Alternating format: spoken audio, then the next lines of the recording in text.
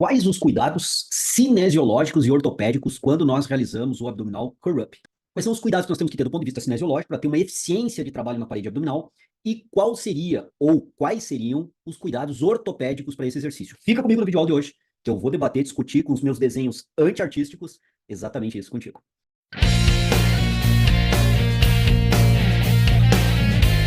Gurizada, olha só. Eu tenho aqui a ideia do abdominal curl-up, que é aquele curtinho, clássico, tradicional, convencional, realizado na academia, aonde eu tenho dois desenhos aqui está o solo, ok? Acompanha o meu desenho, eu sei que ele é perfeito.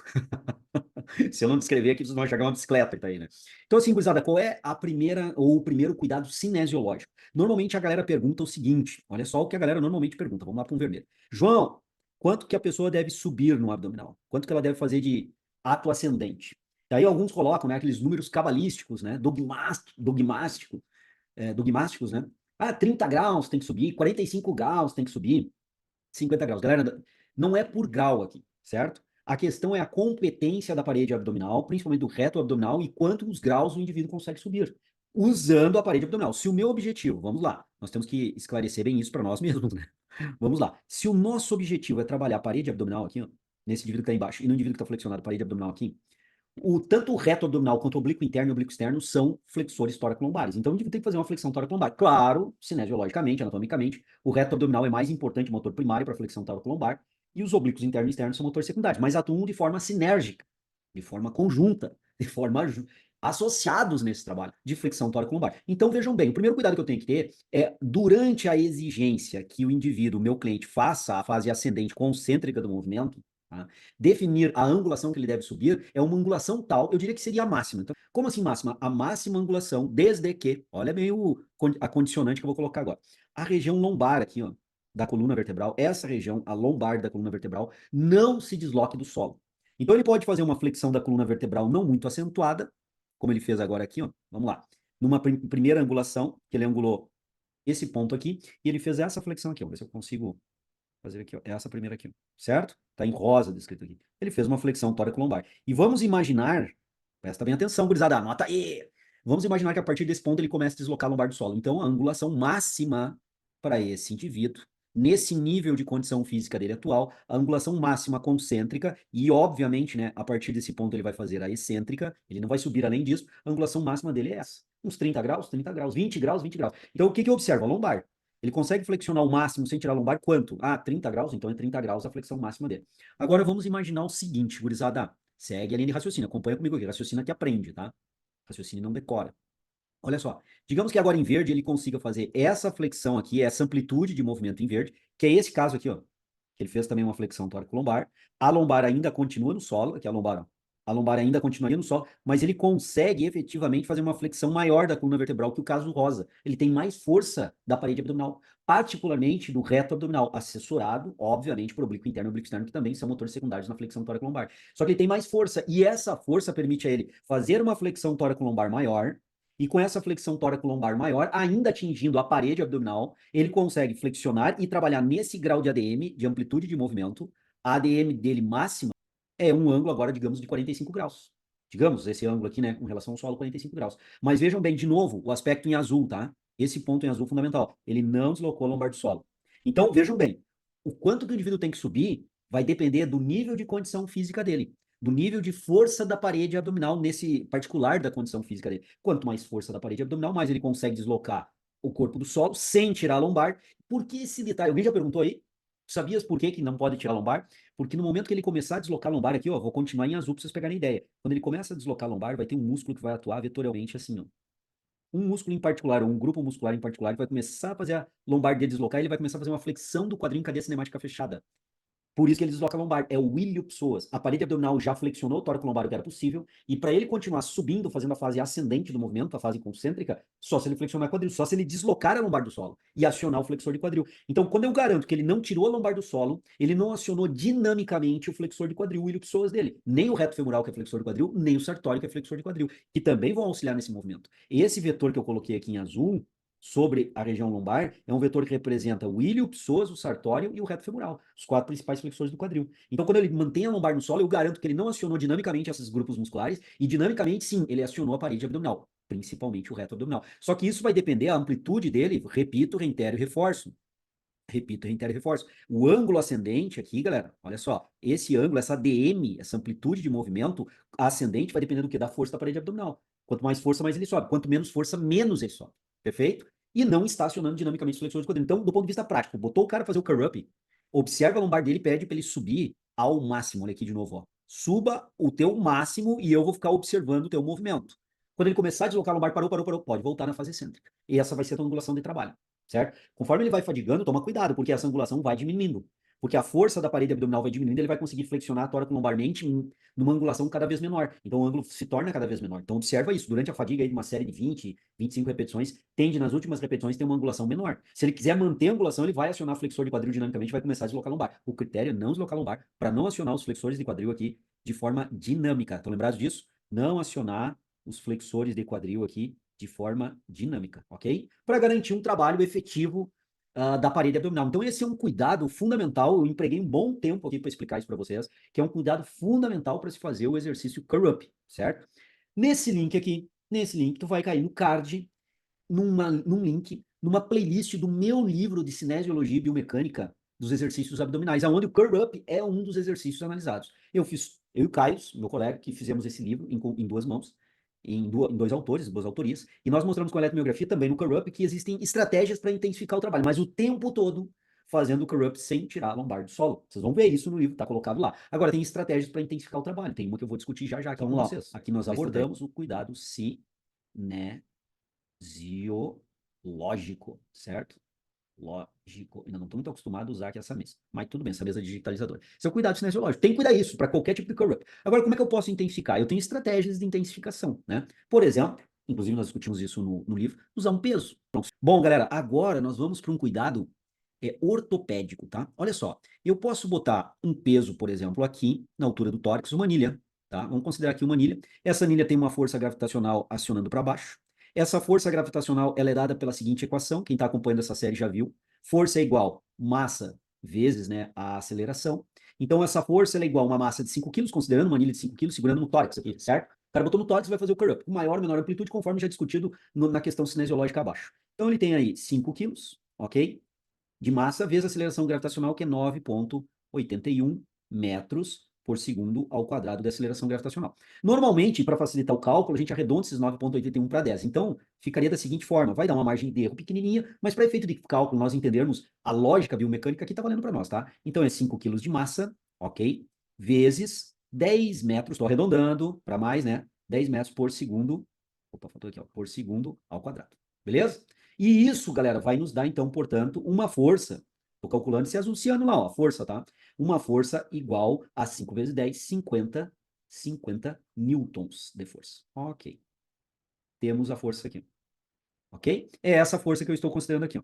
Então, tem 50 newtons tracionando para trás. E aí, se nós formos calcular o torque rotacional, porque vai gerar um torque de extensão do tronco. Essa força aqui, galera, ela vai gerar uma força nesse sentido aqui, ó, de extensão tórico-lombar, para baixo, né?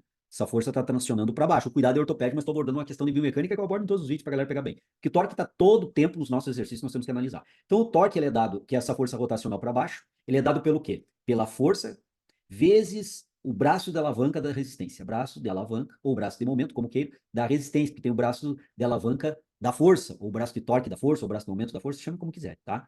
Que é a distância perpendicular. Aqui, normalmente, vocês vão ver nos livros que tem um Tzinho invertido, quer dizer que a distância perpendicular ao eixo rotatório. É uma distância do eixo de rotação até o vetor da força, mas essa distância tem que ser perpendicular ao vetor da força. A força nós já sabemos, né, galera? Ó, a força está aqui, ó, 50 newtons. Então, o torque, ele vai ser dado aqui igual a 50 newtons, perfeito? Já tinha calculado, vezes o braço de alavanca da resistência, ou o braço de torque, ou o braço de momento, como que é. Como é que é visto essa distância? Essa distância é em vermelho agora aqui, gurizada, ó. É do eixo de rotação, ela tem que ser perpendicular ao vetor da resistência, não posso pegar aqui, ó, reto, tem que ser perpendicular, então eu tenho que pegar essa distância aqui, ó. Considerando até o quadril. Poderia considerar até L5, L4, até aqui, até fica melhor. Vamos considerar até aqui. Então a distância é essa aqui, ó. Tá bom? Essa aqui é a distância. Certo? Essa é a distância que eu vou multiplicar aqui e vou ver o valor do torque. Essa distância eu calculo, mensuro ela em centímetros, transformo para metro e calculo o torque simplesmente multiplicando 50 newtons pelo valor do braço da alavanca da resistência, que é essa distância aqui, ó. Que eu não vou agora colocar números, tá? Mas só para entender a lógica. Bom, beleza.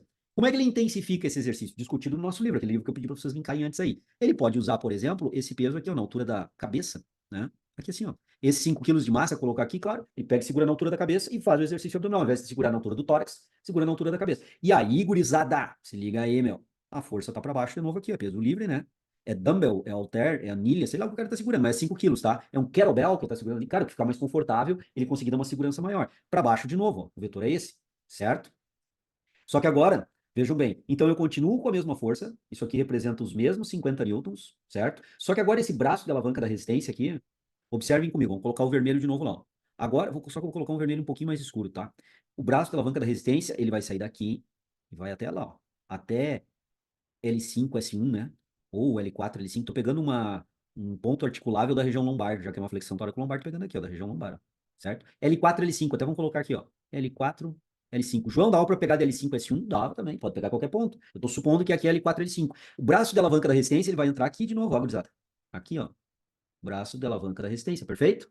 Só que agora vocês concordam comigo que o azul, o vermelho escuro está maior que o vermelho claro anteriormente? Então nós temos um braço de alavanca da resistência, um braço de momento da resistência maior agora. Logo, o torque final calculado, que nós não calculamos, nem interessa, mas interessa saber que o torque aqui é maior. Então é uma maneira de intensificar. Vai intensificar o exercício? Vai intensificar. E tu tens condições de saber quanto de torque a mais tu está gerando para aquele exercício de resistência. Bom, beleza, tranquilo. Qual é a outra forma de intensificar? Ele pode fazer o seguinte, hein? Ele pode agora projetar ó, as mãos para trás aqui. Aqui está o cotovelo, vamos imaginar o cotovelo, o antebraço, e aqui a mão do cara. Ó. Pegou a ideia? Usada, se liga aí. Olha só, aqui tá o dumbbell, o kettlebell, a anilha, o que o cara tá segurando lá, velho. Não sei o que ele tá segurando, ele tá segurando alguma carga, um peso, né? Carga é outro contexto. Dito isso, onde é que tá o peso lá, moçada? Agora, gurizada, olha só. Aqui está, né? O vetor da resistência. Aqui temos o vetor da resistência.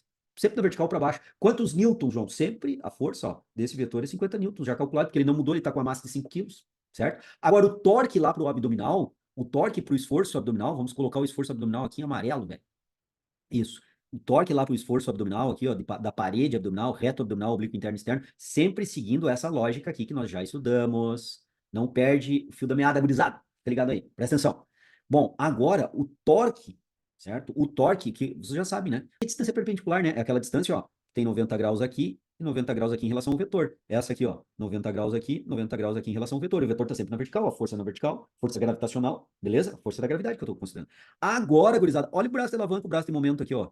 Braço de resistência, braço de torque, como vocês quiserem chamar. Ó. Até L4, L5, ó. Tô pintando aqui. Observa bem. Tô fazendo um desenho anti-artístico, como sempre, mas espero eu pedagógico. Olha lá. Nós temos um braço de alavanca, um braço de momento enorme agora aqui. Enorme. Então, nós vamos ter esse braço de alavanca aqui, ó, enorme. Absurdamente grande. E aí o que que acontece? Nós vamos ter como torque final um valor muito maior de resistência para a parede abdominal, vai ter que fazer muito mais força. Se meter uma eletromiografia ali, se nós colocarmos um eletrodo para capturar o sinal eletromiográfico, aqui um Szinho, ó, sinal eletromiográfico, nós vamos capturar um sinal muito mais alto, uma atividade muscular muito maior, porque o torque agora da resistência é muito maior para fazer aquela flexão tóraco-lombar vai ser menor. Tá, João? E o cuidado ortopédico? Porque o cuidado cinesiológico ali embaixo. Cuidado ortopédico. Não foi isso que tu falou? Sim. Cuidado ortopédico é o seguinte, quando nós temos esse torque aí, nós temos que lembrar, deixa eu ver uma cor para colocar isso aqui, vou botar em azul, bem chamativo aqui, ó. Nós temos que lembrar que aqui está o ombro do cara, ó, correto? Aqui está o cotovelo, correto? E aqui está a mão, correto?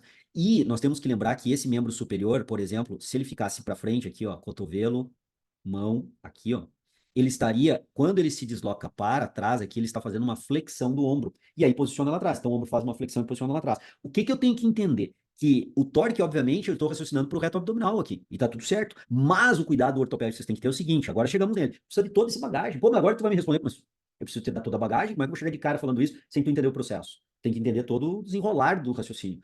O que que nós temos que entender? Que o membro superior aqui colocado, vou colocar agora em azul, sobre o preto, o braço, perfeito? E o antebraço aqui. Eles estão sofrendo a mesma força aqui, ó, dos 50 newtons. E se eu considerar um braço de alavanca agora para o ombro, olha só, se eu considerar um braço de alavanca, um braço de torque, um braço de momento para o ombro, é isso aqui, ó, eu vou até a articulação do ombro. E eu tenho aqui um ângulo reto, por isso que tem que ser essa distância, e eu tenho um torque muito forte de flexão, de dar continuidade na flexão do ombro. Então, qual é o cuidado que eu tenho que ter? Eu tenho que saber, olha só, deixa eu ver uma cor aqui para colocar, um amarelão aqui de novo, vai, dá-lhe. Olha só, eu tenho que analisar qual é a mobilidade dessa articulação do meu cliente. Porque o peso que eu tenho aqui, os 50 newtons que nós já calculamos, né? Deixa eu botar uma outra cor aqui, senão não vai dar para ver. Os 50 newtons que nós já calculamos lá, ó, 50 newtons de força aqui, certo, gurizada? Ele está buscando trazer o ombro desse indivíduo, olha só o que eu estou fazendo aqui, ó, cada vez mais em flexão, trazer o ombro para cá. Essa é a força busca fazer isso aqui, ó, continuar o movimento descendente para trás, em flexão, e dependendo da pouca mobilidade do ombro, eu posso ter até uma lesão grave de ombro aqui. Estiramento maior da cápsula articular do ombro ou de um ligamento do ombro, porque a mobilidade do meu cliente, digamos, é até esse ponto, olha lá, até esse ponto e eu quero fazer um ponto maior. Ou seja, vamos fazer o desenho, né, João? Ajuda os caras aí, meu. Olha só, vamos imaginar que a mobilidade do meu cliente seja do braço dele vir até aqui, ó. Eu não verifiquei, eu estou supondo, mas eu não medi a mobilidade do meu cliente vem até aqui. E com isso eu estou exigindo que ele posicione o membro superior aqui. E a carga, os newtons, a força 50 newtons ali, está tracionando sempre nesse sentido. Então, se eu não observar essa mobilidade do ombro e quiser posicionar alinhado com o corpo, que é o ideal, né? Projeção do membro superior alinhado com o corpo, o que é isso? É isso aqui, ó. Projeção do membro alinhado com o corpo, é essa ideia aqui. Vamos colocar um vermelhão aqui, ó. É essa ideia aqui, ó.